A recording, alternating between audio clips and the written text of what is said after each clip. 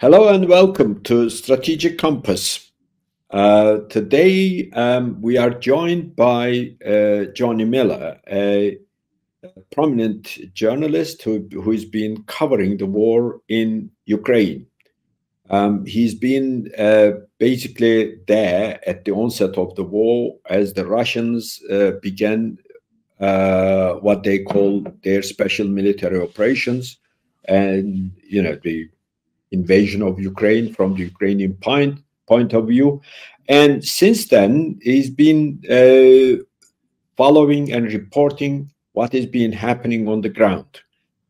Johnny Miller is a British journalist, and he is one of those journalists, basically, with first-hand knowledge of what's going on. And thank you, Johnny, for joining us today for our program. And now let's get going immediately, if you like. Actually, I'd like to start with a point J.D. Vance, in particular, made during their encounter with President Zelenskiy, and something Trump also used, quite a few times, trying to explain to Zelenskiy that Ukraine was running out of human power. They don't have enough manpower to put into the battlefield, and the country is being ruined in every respect,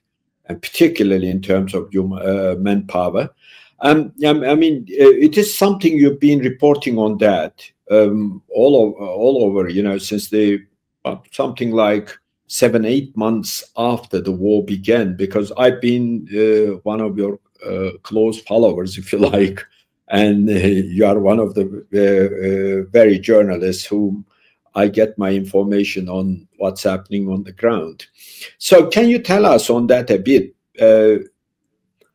What is the latest situation on the Ukrainian side in terms of they losing their manpower, and also on the Russian side, it seems as if there is, the Russian military victories on the battlefield is being going on, and it seems the war actually, the Ukrainian side is losing it fast. Yeah, I mean, from the very start, when it became clear that Ukraine wasn't going to negotiate, you remember that the Istanbul talks, in which they were very close to a peace deal, but then it was clear that NATO was going to say, no, we're going to back you, you fight the war. Boris Johnson, of course, came over. And many people around the world, I think, some in the West, some academics and intellectuals in the West, people in China and all around the world, starting to use that phrase, to the last Ukrainian. NATO will fight Russia to the last Ukrainian. And so people, including myself, frankly, knew that ultimately that's the most likely outcome of the war, that Ukraine would fight until they ran out of manpower. And that's exactly what you're seeing now. Ukraine is a country of 40 million. Now it's about 30 million with all the people who've left. Russia, of course, have 160, 170 million. So, that's the most likely way. And I think I tweeted about 18 months ago, reaffirming that that's the most likely way that this is going to end. And that essentially looks like it will, unless Trump is able to get a peace deal before that happens. But, on the Ukrainian side, it's very difficult to know the casualty figures. Both sides don't really give them, and there's a lot of inflated numbers that go around. But you look at the reality that Ukraine is pulling people off the streets. They're now having to go down to potentially mobilize 18-year-olds. And they're also encouraging women to go into the army. That tells you really the manpower crisis in Ukraine. And you look on the Russian side, they mobilized when it became clear NATO was going to fight. I thought that they would probably have to mobilize again by now, actually, but they haven't, because of the huge amount of volunteers that they've received. There's a huge campaign by the Russians to get volunteers. Around Moscow, not everywhere, but you see the advertisements: join the Russian army. And they've done that through appealing to patriotism and by paying them well. The soldiers are paid well. So there's a huge, hundreds of thousands of volunteers have joined up. And of course, volunteers are a lot far better fighters than conscripts. You know, on the front lines around Donbass, you know, if the commanders would say to me, he'd even point out individual soldiers. You know, the Donbass fighters in Donbass are better than the Russian soldiers because they know the terrain. Their families are close by. They're protecting them. So the quality of fighter is incredibly important, and the training of fighters is incredibly important. And so when you've got volunteers, they're a lot more motivated as well than conscripts. A lot of these Ukrainians now are getting conscripted and sent to the front with very little training. I mean, it's just a disaster. The quality, you can imagine, you know, soldiers who are well trained, well motivated, compared to soldiers who don't want to be there. I mean, that matters. So but at the same time, you do have huge, you know, Ukrainians and Russians, they're famed for being really tough people. So, you know, when people say Ukrainians have been incredibly brave, I say that as well. You know, I've been on the front lines. Russian soldiers I speak to on the front lines, they have respect for the Ukrainian soldiers, incredibly tough people and huge, you know, great training and huge weapons being given by NATO. So, but in terms of now, I mean, it is difficult to know. I mean, ultimately, Russia isn't really trying to take too much land. It's trying to destroy the Ukrainian armed forces.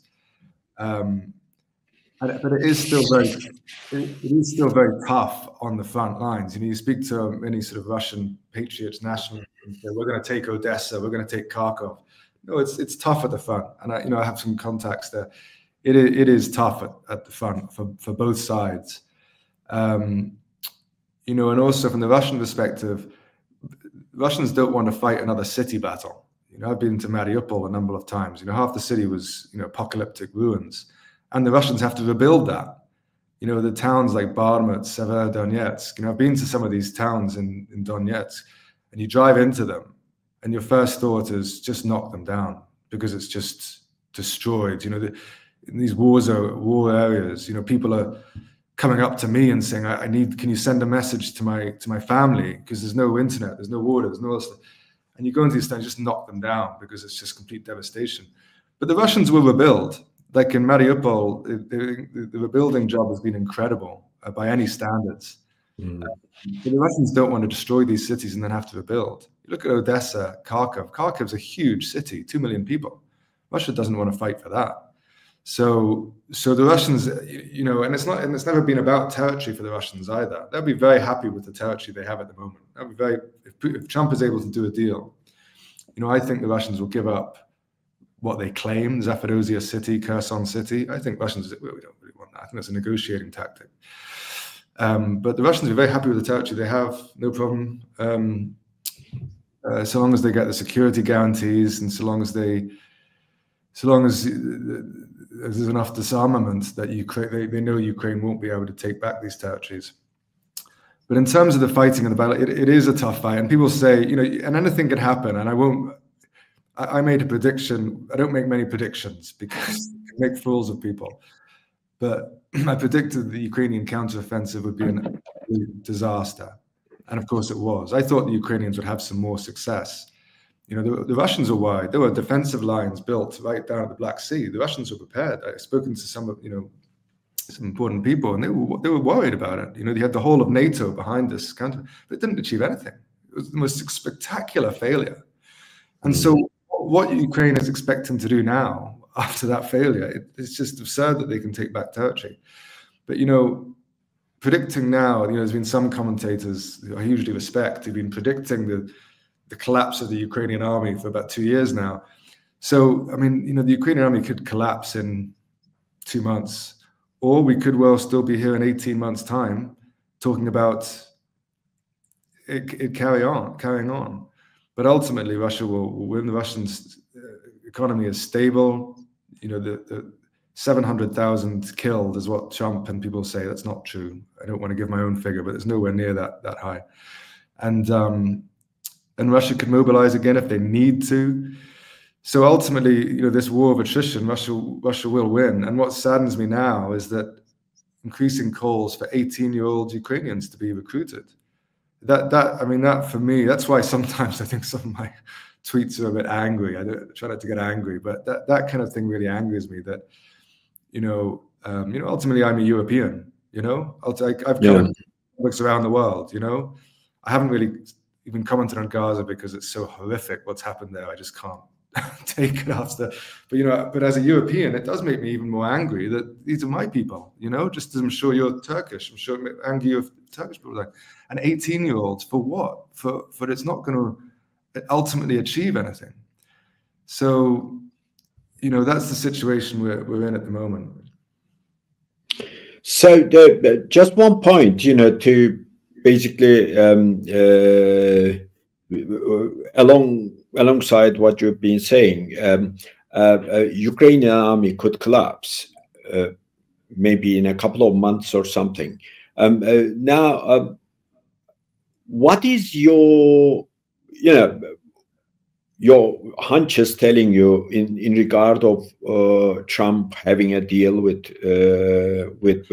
Russia, Putin, both on Ukraine and also on various other issues which concern the United States and Russia, not necessarily just about Ukraine. So, I mean, all this is certainly going to have some effect on the Ukrainian psychology, particularly on the troop psyche. Without the United States and without the United States, sending weapons and money, how would their morale be affected by all that? Although the Europeans appear to be more hawkish than anybody else in the world these days. Absolutely. Yeah, it's difficult to know. I mean, my only couple of contacts from Ukraine, I cut off contact with them when they started hacking my phones. But so for example, I know a Ukrainian guy who's Ukrainian patriot. He hates Russia now because of what's done. But he's trying desperately to stay out of the army by getting into a protected job. All these people trying to flee, to Europe, trying to stay in a protected job. People are just trying to stay alive, and those people put into conscription. They don't want to be there, but they don't have a choice. You're rounded up by the military. There's no peace marches in Ukraine because people will just be jailed. So you say that what damage does that have on the psychology? The problem is that these soldiers, some are kind of hard nationalists, but others don't want to be there, but they don't have any other choice. So it's kind of and you hear stories I don't want to say because they're not entirely verified, but you don't really have a choice if you're in the Ukrainian military. You try to surrender, or you try to flee, or if you're really, you try and fight. But in terms of this, I believe Trump really does want peace. He really does want peace, even for humanitarian reasons. Because he thinks it's in Ukraine, American interests. Certainly, it is in Western interests to end this war. And the Europeans have just lost their mind. They're going crazy. They don't have political reality. That's the main problem that I have, is that at least Trump lives in political reality. The Europeans, particularly the British, they've just lost their minds, and they really believed all their own propaganda. And they believe that maybe there's a chance the Russian economy will collapse in a year. Maybe, but there's no evidence for that. So keep on fighting, and they can't accept that they've lost. But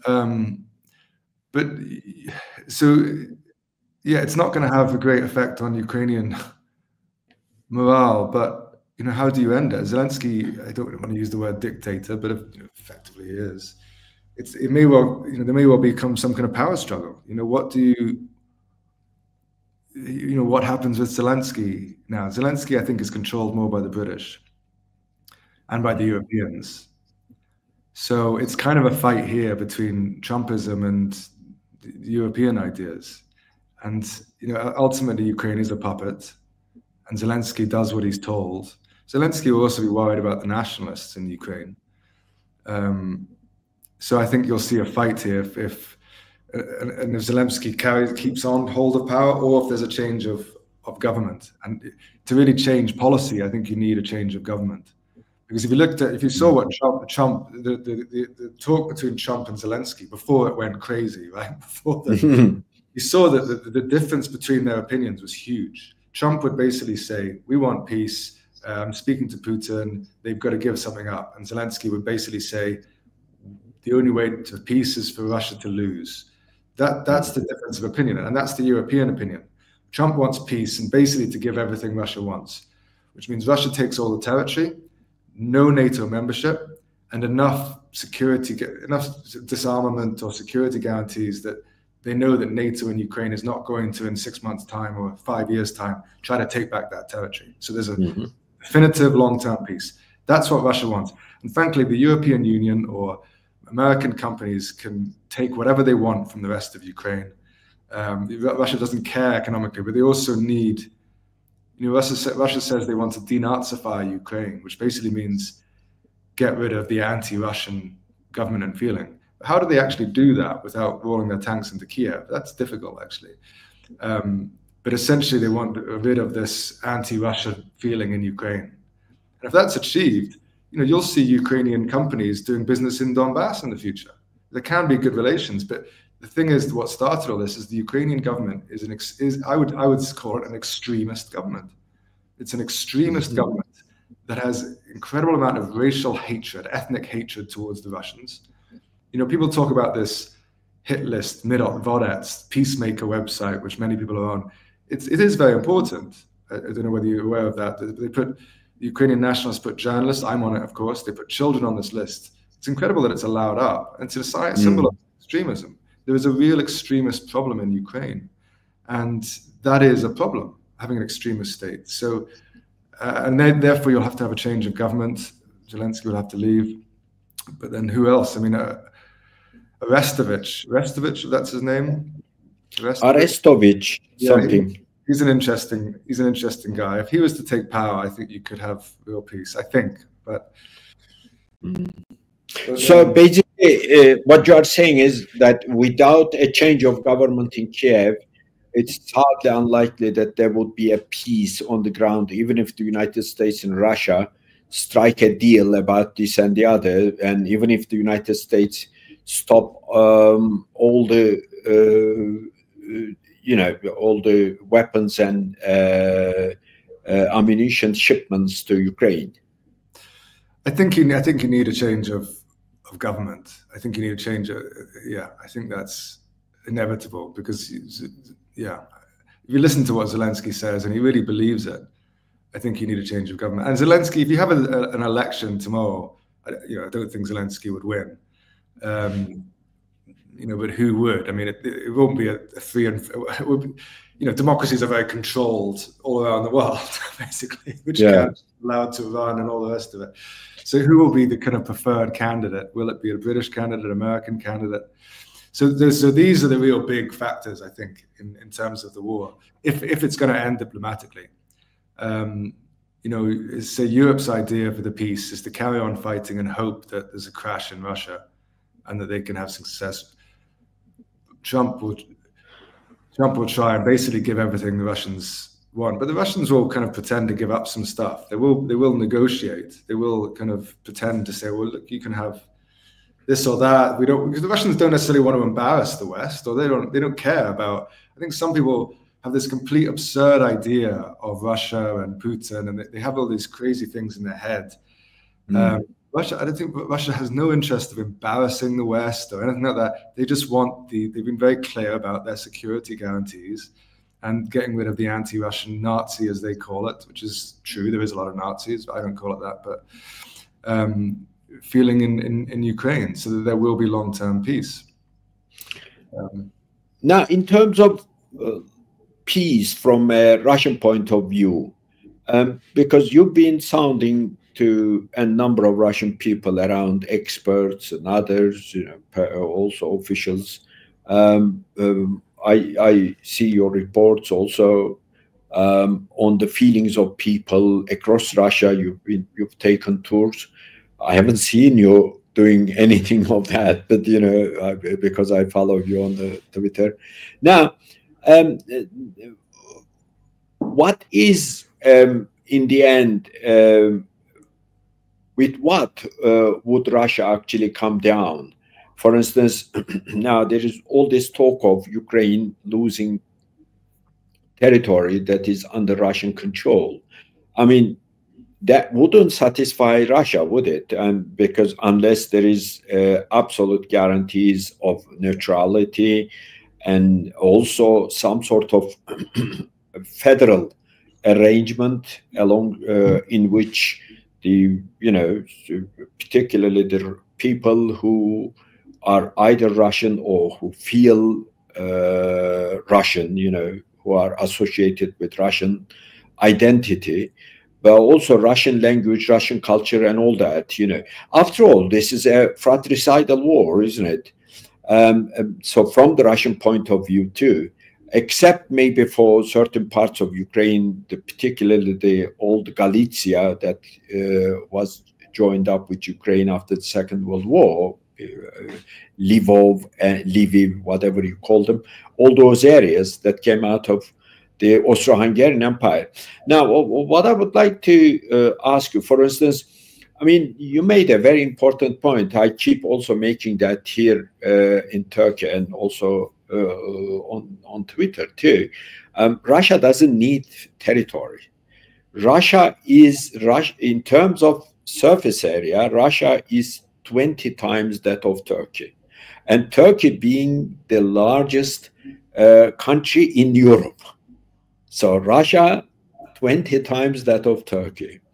I mean, the Russian population, if you look at, you know, it's about 150 million, 60 million or less. Whereas Turkey is 85 and still going up. So what Russia needs is population rather than territory. So would Russia come down to a peace formula in the end to basically also, well, if they still think that the Ukrainians are their brothers and sisters and all that, in order to mollycoddle them, well, look, you know, it was all because of the fault of this particular government in Kiev. Otherwise, there would have been no war.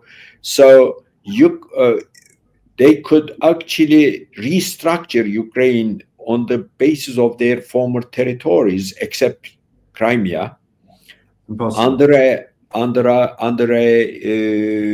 two-nation state, two states and two founding states, two founding nations, like a small Soviet Union or anything?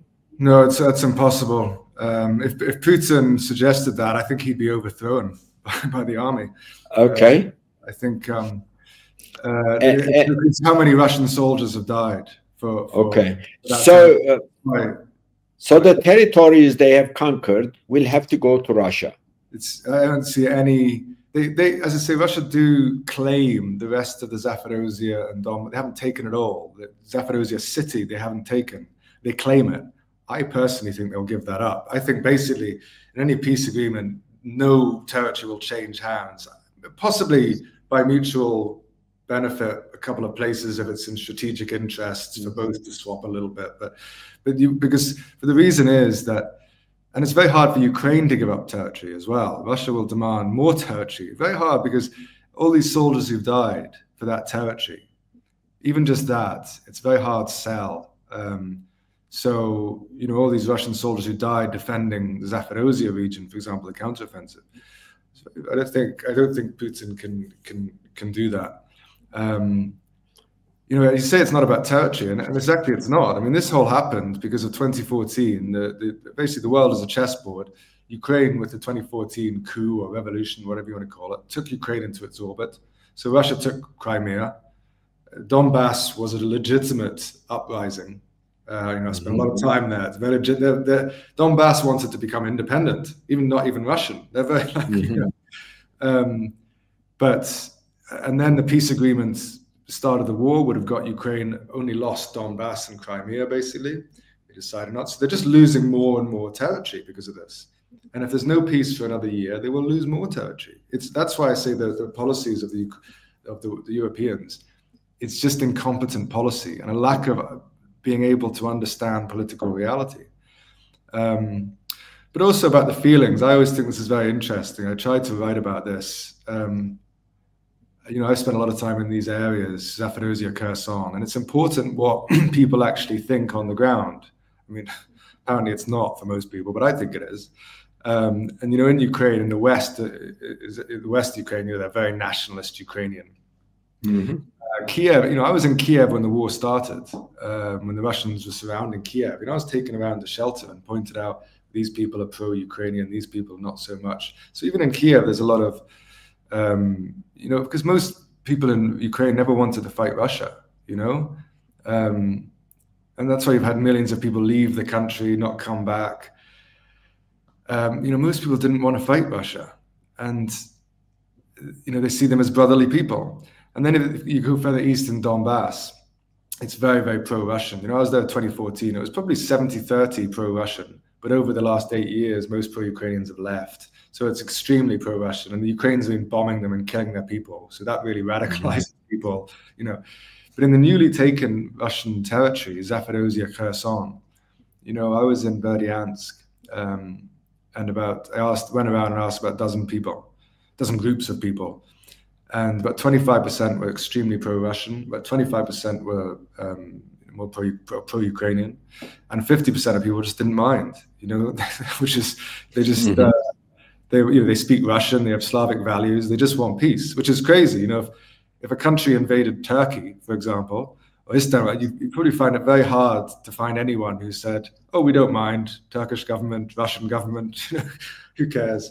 But in these areas, they speak Russian, they have Russian family, they have Ukrainian family, so these areas. Or mixed families, I think, mixed marriages, huge numbers of them. Oh, that's huge. Almost everybody I've spoken to in the war has soldiers on the front lines, and they have people who are pro-Ukrainian, pro-Russian.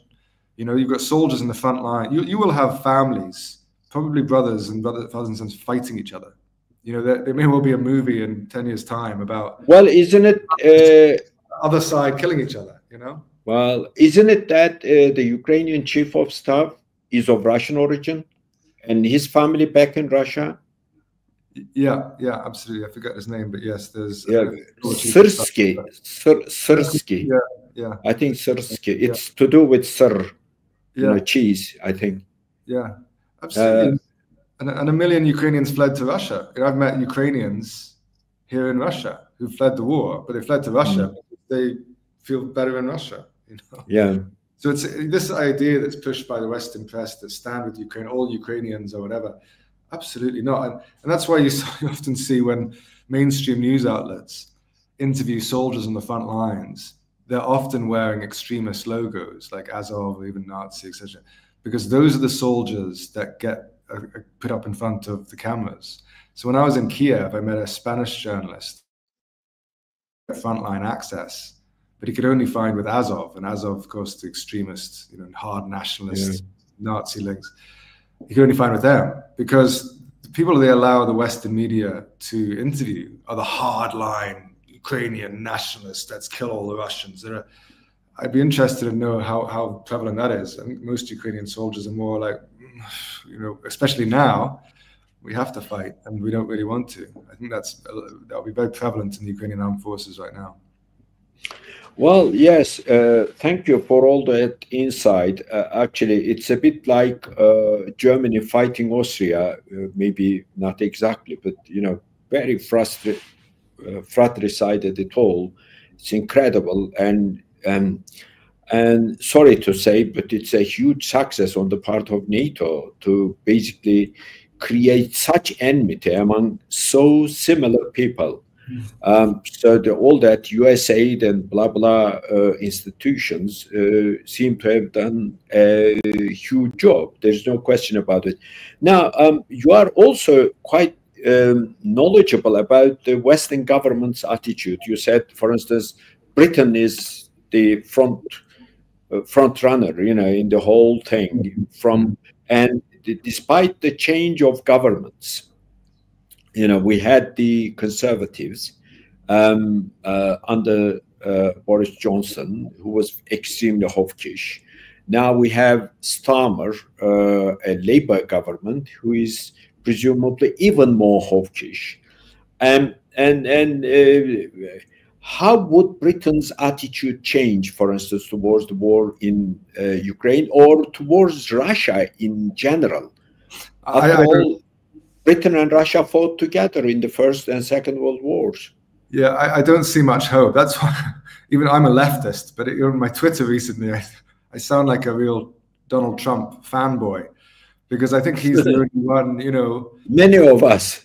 Yeah, you know, he's going to mess up the world in the next 4 years, but you know, he's you know, he is trying to push for peace in Europe, because particularly the British, you know, we've had such weak government for so long, increasingly weak government, that it's not really the government that is running foreign policy. I think the intelligence agencies are running foreign policy. So you look at Keir Starmer and David Lammy, they don't understand anything about international politics. I'm sorry, they don't. You know, 20 years ago, you had, you know, Tony Blair, who, you know, I'm no fan of him.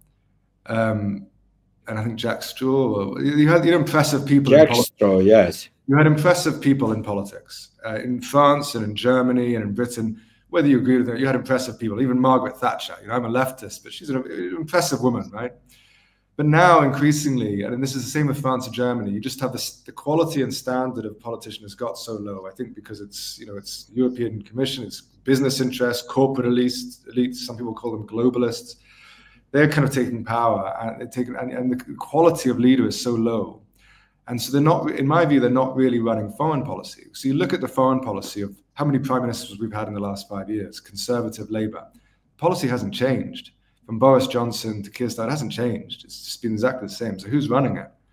And so that's why increasingly I'm worried about the basic competence of the British foreign policy establishment. I'm sure there's some really lovely people in the foreign policy establishment and the security agencies. I see the incompetence everywhere. You know, they pushed, I believe it was the British who pushed Ukraine to invade the Kursk region in Russia. Mm-hmm. You know, a complete disaster. And then I read that they're planning. I think that might have been a plan to topple the Russian government, but essentially they're saying they want to trade that territory for territory of the Donbass. Russia will never do that. Russia cannot trade its own mainland territory. Can you imagine the embarrassment? Can you imagine the precedent that sets? Russia will take back that territory militarily. It will not trade. And the British foreign policy establishment actually believe that Russia will trade its mainland territory for other territory it's taken. They don't understand reality. They don't understand Russia. They have all these absurd ideas about the Russian government.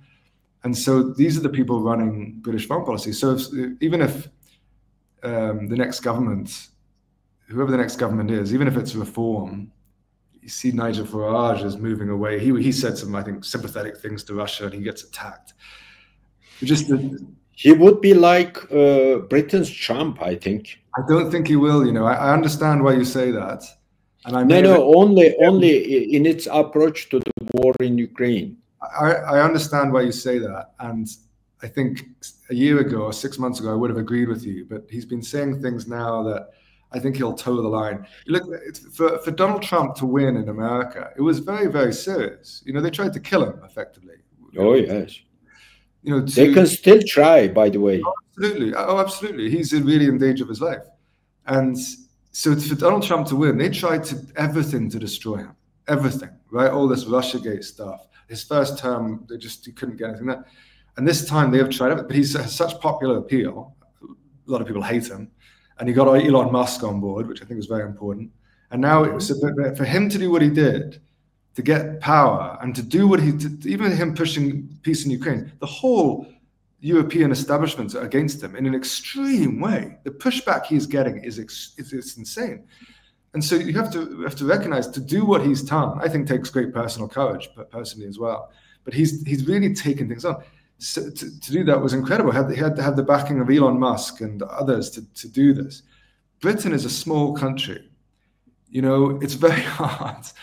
It's much harder to do that. You can't, you know, Trump basically went against the deep state, if you like it, or powerful people at the CIA and FBI, all the rest of it. You know, these are dangerous people. In Britain, people aren't really powerful enough to do that. That's why I think even with Nigel Farage, you're seeing this he's lessening his view on, you know, I don't think he said something sympathetic to Russia about a year ago or something. Now you don't really see that. Now he's moving away from that. So that's why I think it's very hard for someone like Trump to take power in a European country. I think that, that's why even Elon Musk was supporting the AfD in Germany, because people that radical may be able to break this in Europe. It's just, it's crazy. Almost nobody in the mainstream, in journalism, in academia, in politics, has said what I've said, or Jeffrey Sachs has said, or John Mearsheimer has said, or what you've said. It's pretty basic what I'm saying, but what I'm saying is like heretical. I'm scared to go back to the UK because of my reporting over the last 2 years. It's been very professional, very accurate. I'm saying the same things as Jeffrey Sachs and John Mearsheimer, but yeah. I've had such threats against me, against my life, serious stuff, and I'm scared to go back. If you're an academic in Britain or a journalist, you will be destroyed. They'll destroy your career. They'll destroy everything. So you have this situation in Britain and Europe where nobody's allowed to say anything. So how do you break? How do you break that? And the absurd stuff that's being said about Russia, of course, it's more authoritarian. There's lots of problems in Russia, a lot of corruption. But I've been in Russia a long time. Fantastic country, But the absurd things that are being said, and they'll destroy. So I don't know how you break that in Europe. I don't know how anything less than Trump enforcing a peace, or essentially the Russian army winning a complete victory and forcing Ukraine to surrender. I don't, because of the sheer madness in Europe, either one of those things has to happen, because I can't see Europe doing it itself. Well, I think you're absolutely right. It's one of the ironies of Western politics these days that those self-coined liberals, basically, who are supposedly promoting democracy, human rights, freedoms of all sorts, are warmongers, whereas those people who are derided by those liberals, like Trump and perhaps others, and the AfD in Germany, who are for peace. Okay, but they are extreme right, and all these derided figures. So it's one of the latest ironies of Western politics. Lately, actually, and I think you are seeing big changes in the world. Trump has a huge amount of popular support. A divisive figure, but a huge amount of popular support. The Russian government has popular support. Russian government has a lot more approval, much higher approval ratings than most European countries. You have these European liberal democracies who say they love democracy, but they don't actually seem to care what their people want, and so they're not very popular. So you are seeing these big changes. Trump is trying to move towards good relations with Russia, and so you're seeing big changes in the world, and I think Europe is playing catch up. Just a small point, and then we'll conclude. And sorry to keep you long, but are you also having encounters with people from Eastern European countries, the Baltics in particular, because their attitude against Russia is also historical, ideologically driven, and there is no cure for their madness, if you like, because when all this began, I told my Russian friends and, professors and others, I said, well, now you have a Greek problem. And they said, why?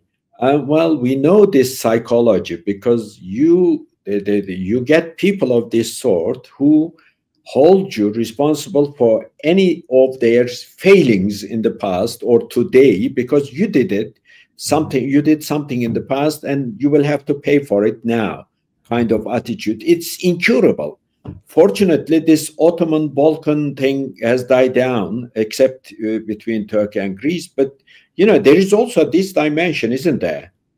Absolutely. I mean, I don't know too much about. I mean, I know that the Turks and the Greeks hate each other, but that's not the Turks hating the Greeks. They hate the Turks. But it's a one-side street, But you're absolutely and I don't see the Russians hating them either. No, that's why I said you're absolutely right. That's why increasingly, I think that this Russia, I don't even call it Russophobia, it's this hatred of Russia that is hugely damaging. Some of these European people and the whole press are so hysterical about Russia, and they have no understanding of it. And a lot of hatred is driven by lack of understanding. And so, but you're right. The countries that really hate Russia, Britain, I think for historical reasons, they've been fighting Russia for European supremacy for hundreds of years. Maybe communism they hated. So the British establishment really hate Russia. It's actually quite deluded. And I think that's part of the disastrous British policy because of that hatred. I really, there's a lot of human elements to things. The Russian government is very, for them, the world is a chessboard. There's kind of no emotions involved. It's just very, as foreign policy should be. They're happy to work with the Europeans, the Chinese, the Turks. But for Europe, and particularly Britain, it has become mental. So you're absolutely right. It's a very important point. And for the Eastern Europeans, the Baltics and Poland, they really hate Russia. I think, Soviet Union, there's a lot of oppression. So I think they probably have some valid reasons to hate Russia, or also maybe they're just scared of this big neighbor. But particularly Poland, the Baltics, and the British establishment, they have this hatred. And you're absolutely right that that's, I think, driving it, and it's being used to drive it. Whether the Americans have been involved in, the idea that they've been trying to make sure Germany doesn't ally with Russia, because that's my belief, that Europe and Russia should essentially be allied. The multipolar world has changed. That's in European interests. Europe should be sending its diplomats to Russia, trading. That's what I believe. But this plan to keep Germany away from Russia. And so how do you do it? You stir up hatred. How do you start a war, Ukraine fighting Russia? With these brotherly people? Well, you support the extremist Ukrainian nationalists. How do you keep the Middle East divided? You hate the Sunni, you make the Sunnis hate the Shia and all the rest of it. You divide people by playing on people's latent hatred.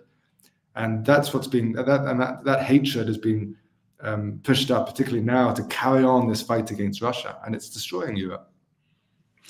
Well, thank you very much. Maybe on that point, the Turks and the Russians have learned quite a lot, because the last time they were fighting each other was more than 100 years ago.